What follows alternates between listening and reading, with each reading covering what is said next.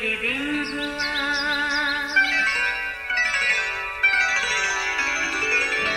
نیا پھر دن ہوا، پرانی رات کا کرے سو شکر ہم خدا کی ذات کا، خدا کی ذات کا نیا پھر دن ہوا۔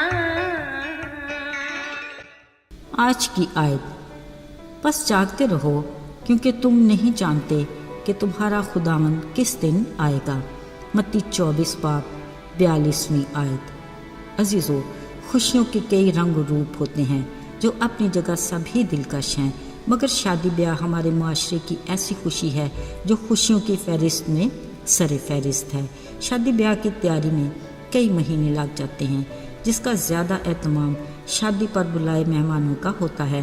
کچھ مذائقہ تو نہیں، کسی بھی طرح کی خوشی کو منانا ہر کسی کا اپنا ایک انداز ہوتا ہے جو اس کا حق بھی ہے، مگر یہ کہنا غلط نہ ہوگا کہ شادی بیاہ کی تیاری میں جہاں وقت کا بے جا ضیاع تو ہوتا ہے، وہاں روپیہ پیسہ بھی پانی کی طرح بہایا جاتا ہے۔ مارکیٹ کے چکر لگانے میں تھکن تھکاوٹ کے الگ سے سلسلے۔ اصل میں ہر کوئی تو خود کو دوسرے سے منفرد ثابت کرنے میں لگا رہتا ہے۔ باقی رہا نمود و نمائش کا سلسلہ تو وہ خاص دن تک اپنے عروج پر ہی رہتا ہے۔ عزیزو، یہ ساری مصروفیات تو ہیں شادی پر بلائے مہمانوں کی۔ رہی شادی بیاہ کے گھر کی بات، وہ تو ایک نیا پینڈورا باکس کھولنے کے مترادف ہوگا۔ عزیزو، کلام مقدس میں یسوع مسیح اپنے پاس بیٹھے شاگردوں اور لوگوں سے ایک شادی کا ذکر کر رہے تھے۔ اب کچھ اس شادی پر بلائے مہمانوں کی تیاری کی بات بھی کرتے ہیں۔ یسوع نے کہا، آسمان کی بادشاہی ان 10 کنواریوں کی مانند ہے جو اپنی مشلیں لے کر دولہا کے استقبال کو نکلیں۔ ان کنواریوں میں 5 بے وقوف اور 5 عقل مند تھیں۔ اب ان کی تیاری کیسی تھی؟ ہوا یہ کہ جو بے وقوف تھیں انہوں نے مشلیں تو لے لیں، مگر ان مشلوں کو دیر تک روشن رکھنے کے لیے کپیوں میں تیل نہ لیا۔ مگر عقل مندوں نے دور اندیشی سے کام لے کر اپنی کپیوں میں تیل بھی لے لیا اور ہر طرح کی فکر سے آزاد ہو گئی۔ اب انتظار کرتے ہوئے جب کافی دیر ہو گئی اور دولہا نہ آیا تو سب اونگنے لگی اور پھر سو گئیں۔ پھر اچانک آدھی رات کو دھوم مچی کہ دیکھو دولہا آ گیا، اس کے استقبال کو نکلو۔ یہ سنتے ہی سب کنواریاں اٹھ کر اپنی اپنی مشنیں درست کرنے لگیں۔ اب بے وقوفوں نے جب اپنی مشنیں دیکھیں تو عقل مندوں سے کہنے لگی، اپنے تیل میں سے کچھ ہمیں بھی دے دو، کیونکہ ہماری مشل تو بجھنے لگی ہے۔ عقل مندوں نے کہا، شاید ہم دونوں کے لیے تیل کافی نہ ہو، بہتر ہے بیچنے والوں کے پاس جا کر مول لے لو۔ جب وہ جا رہی تھیں تو عین اس وقت دولہا آ گیا۔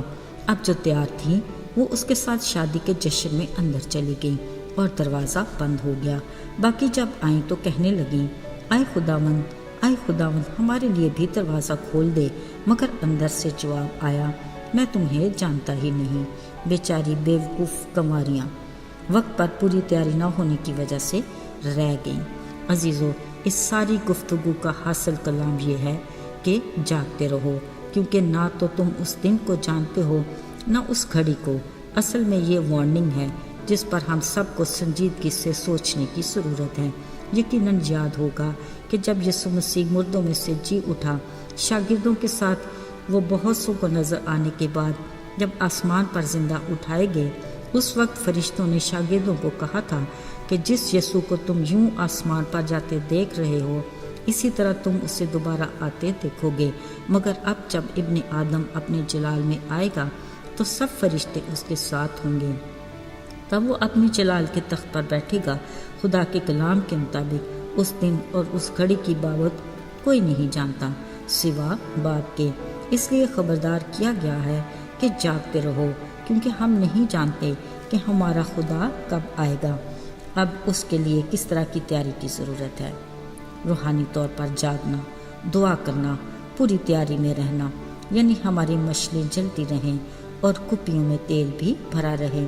عزیزو، آسمانی بادشاہی کی ضیافت میں شریک ہونے کے لیے یہی ہے ہماری تیاری کہ ہم اپنی روحانی زندگی میں ہوشیار اور بیدار رہیں اور ہر وقت اپنے خداوند کے استقبال کے لیے تیار رہیں۔